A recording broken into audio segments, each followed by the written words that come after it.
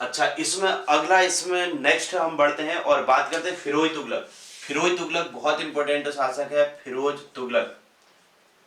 फिरोज तुगलक, और इसका जो समय शुरू होता है वहां पर 51 में उसकी मृत्यु हुई थी। 1351 से 1388, 1351 से शुरू होता है और 1388 तक इसका समय। ठीक है, अब देखिए फिरोज तुगलक के बारे में सबसे पहली जो बात आती है कि इसने, ये एक तो एमबीटी का चचेरा भाई था, इसको ध्यान रखना, और दूसरा इसका 2 बार राज्याभिषेक हुआ था। ठीक है, पहली बात, यह एमबीटी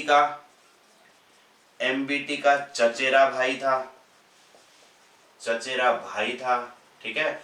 दूसरा देखो, इसका 2 बार राज्याभिषेक हुआ, 2 बार राज्याभिषेक हुआ, पहली बार थट्टा में और दूसरी बार दिल्ली में आकर के। ठीक है, थट्टा में उसके मृत्यु हो गई थी तो वहीं इसका राज्याभिषेक हुआ। तीसरा देखो, इसने अपनी आत्मकथा फुतुहाते फिरोज शाही लिखी थी। याद रखेंगे, फिरोज शाही लिखी थी। दिल्ली सल्तनत का एकमात्र ऐसा सुल्तान है जिसने अपनी आत्मकथा लिखी। ठीक है, आगे लिख लेना, इसको आप लोग लिख लेना फिर, यह दिल्ली सल्तनत का एकमात्र ऐसा सुल्तान था जिसने अपनी आत्मकथा लिखी थी। अब देखो इसने क्या किया, इसने ब्राह्मणों पर जजिया कर लगा दिया। ब्राह्मणों पर क्या लगाया, जजिया कर लगा दिया था, जजिया कर लगाया। ये दिल्ली सल्तनत का पहला सुल्तान था जिसने ब्राह्मणों पर जजिया कर लगा दिया था। इसने 24 कष्टकारी करों को समाप्त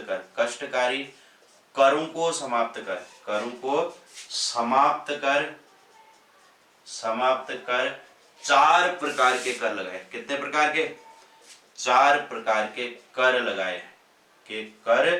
लगाए।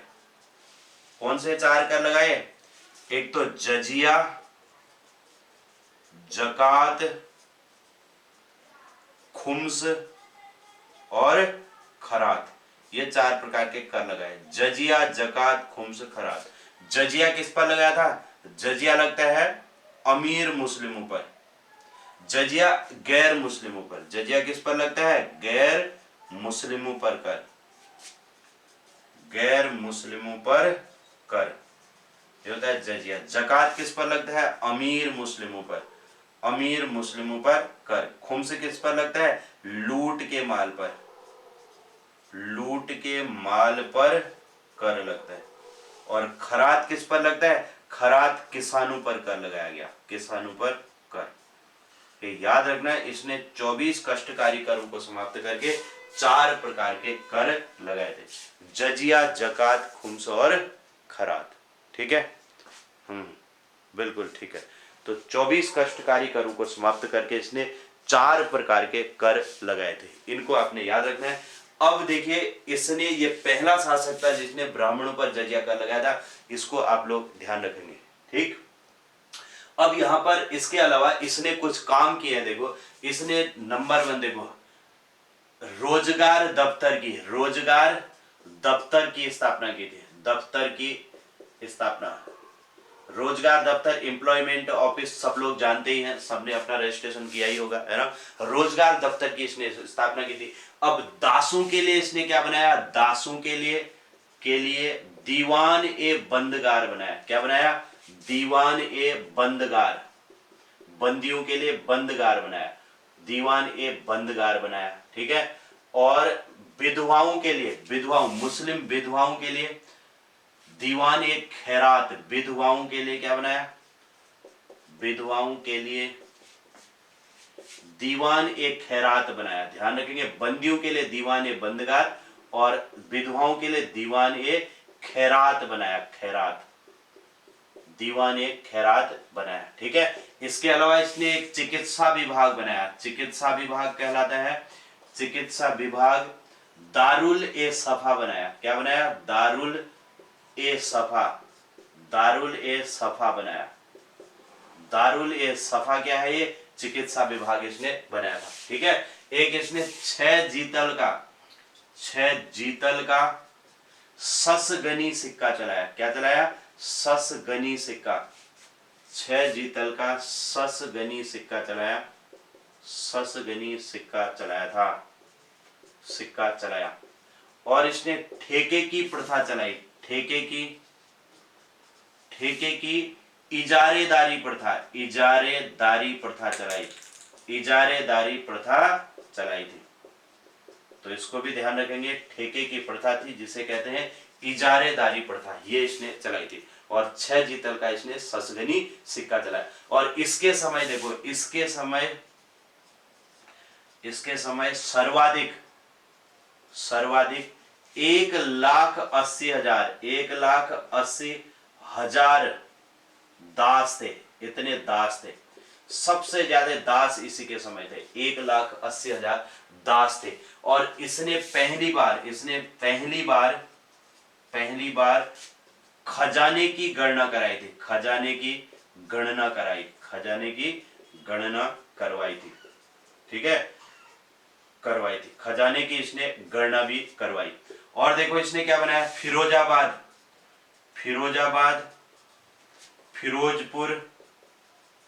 फिरोजपुर, फिरोज शाह कोटला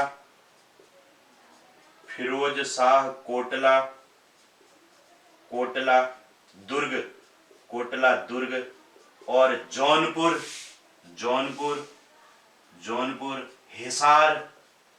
हिसार आदि अनेक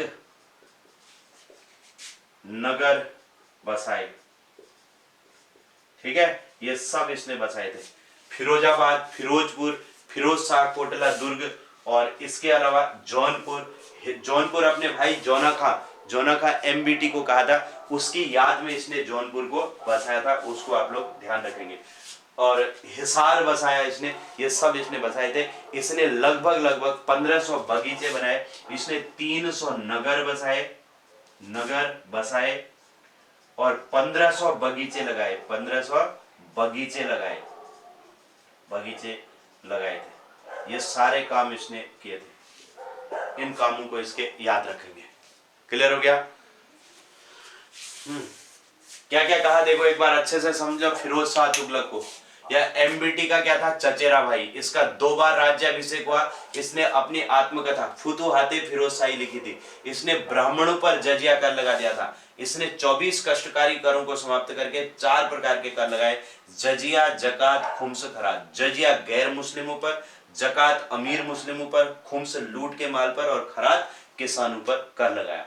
इसने रोजगार दफ्तर की स्थापना की। दासों के लिए दीवाने बंदगार बनाया। विधवाओं के लिए दीवाने खैरात बनाया। चिकित्सा विभाग दारुल सफा बनाया। और 6 जीतल का ससगनी सिक्का चलाया। ठेके की इजारेदारी प्रथा चलाई। और इसके समय सर्वाधिक 1,80,000 दास थे। और पहली बार खजाने की गणना भी करवाई थी इसने। फिरोजाबाद, फिरोजपुर, फिरोज शाह कोटला दुर्ग, जौनपुर, हिसार आदि अनेक नगर इसने बसाए थे। इसने 300 नगर और 1500 बगीचे भी लगाए थे। ठीक है,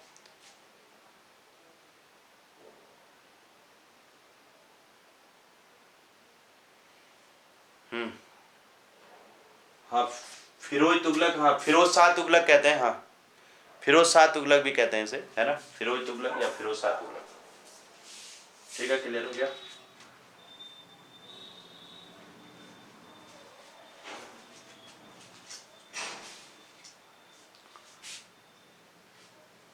लिखा इतना सबने?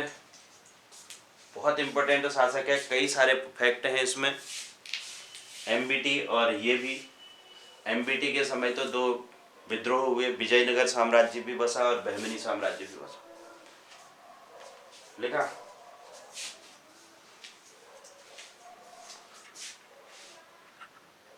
अब एक और शासक रहता है नासिरुद्दीन मोहम्मद। नेक्स्ट हेडिंग लिखेंगे आप लोग, नासिरुद्दीन मोहम्मद। इसको समझ लेना कि नासिरुद्दीन मोहम्मद का क्या रोल रहा। नासिरुद्दीन मोहम्मद, ठीक। इस पर 2-3 पॉइंट आते हैं, इनको हम अच्छे से समझते हैं। ज्यादा इसमें कुछ है नहीं। सबसे पहली बात देखो, इसके समय दिल्ली का सर्वाधिक विभाजन हो गया था। सीधा क्वेश्चन पूछा जाता है, इसके समय राज्य का कह लो, राज्य का सर्वाधिक विभाजन हो गया था। इसके समय राज्य का सर्वाधिक विभाजन हो गया था, विभाजन हो गया था। एक तो इसको याद रखेंगे। दूसरी बात देखो, राज्य आलम से पालम तक रह गया था। ये बहुत बार पूछा गया है। राज्य आलम से पालम तक रह गया था। आलम से पालम दिल्ली में पड़ता है, ठीक है, पालम तक रह गया था, तक रह गया था। मतलब जहां राजा शासन करता था वहां से लेकर के पालम तक का राज्य बच गया था, बाकी सब खत्म हो गया था, ये कहने का मतलब है। ठीक, अब इसके समय देखो, सबसे इंपॉर्टेंट पॉइंट है, इसके समय 1398 में 1398 में तैमूर लंग ने भारत में आक्रमण कर दिया था। तैमूर लंग ने भारत में आक्रमण किया, भारत में आक्रमण किया। इसको याद रखना, तैमूर लंग जो है लंगड़ा तो था, लेकिन उसने भारत में 1398 में आक्रमण कर दिया। और ये तैमूर भारत में 15 दिन तक रहा था। ध्यान रखेंगे, तैमूर भारत में कितने दिन रहा, मतलब दिल्ली में कितने दिन रहा ये कह सकते हो। भारत में तो ये ठीक नहीं बनेगा, है ना। दिल्ली में 15 दिन रहा, 15 दिन तक रहा। और इसने, कहते हैं कि उस समय पूरे दिल्ली के आसपास, कहते हैं कि कई महीनों तक रहने लायक स्थितियां नहीं रही, इस तरीके की स्थिति कर दी थी। लाखों की संख्या में लाशों के ढेर बिछा दिए थे इसने। और उसके बाद जो है ये यहां से होते हुए तैमूर सिंध, लाहौर और दीपालपुर खिज्र खां को देकर, ध्यान रखना ये बहुत इंपॉर्टेंट पॉइंट है, खिज्र खां को देकर स्वयं दिल्ली, अब इसका रूट देखो, दिल्ली से मेरठ से हरिद्वार से हिमाचल से होते हुए समरकंद वापस चला गया था। समरकंद वापस चला गया। इसका मतलब क्या हुआ कि तैमूर कहां का रहने वाला था, समरकंद का निवासी था। ठीक है, समरकंद का निवासी था। तो इसके समय 1398 में तैमूर लंग ने भारत में आक्रमण किया और तैमूर दिल्ली में 15 दिन तक रहा। और तैमूर सिंध, लाहौर, दीपालपुर, ये तीनों नाम याद रखेंगे, सिंध, लाहौर और दीपालपुर, खिज्र खां को देकर के स्वयं दिल्ली, मेरठ, हरिद्वार, हिमाचल से होते हुए कहां चले गया, समरकंद वापस चला गया था। हाँ, गुड इवनिंग रेखा, बहुत दिनों में आ रहे हो तुम, है ना। ठीक है, इन वीडियोज को जो लोग देख नहीं पा रहे हो तो वीडियो जरूर देखते रहना, है ना, जिससे आपका एक रूटीन बना रहेगा, चीज़ें क्लियर होती रहेंगी। नहीं तो फिर एक कई दिन तक अगर गैपिंग हो जाएगी तो फिर थोड़ा सा दिक्कत रहेगी। अब इसके बाद आगे समझते हैं, जब तैमूर लंग यहां से चले गया तो नासिरुद्दीन की इसके बाद मृत्यु हो जाती है।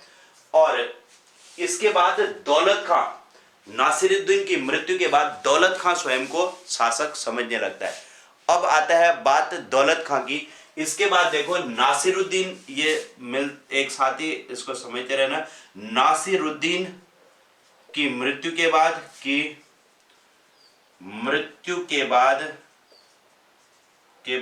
दौलत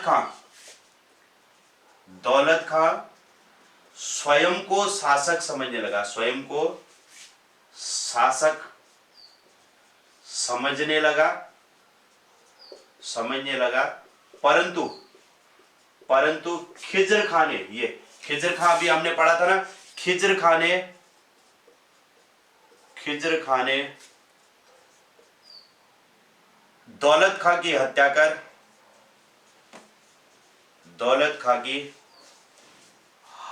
कर सैयद वंश की नींव रख दी। किस वंश की?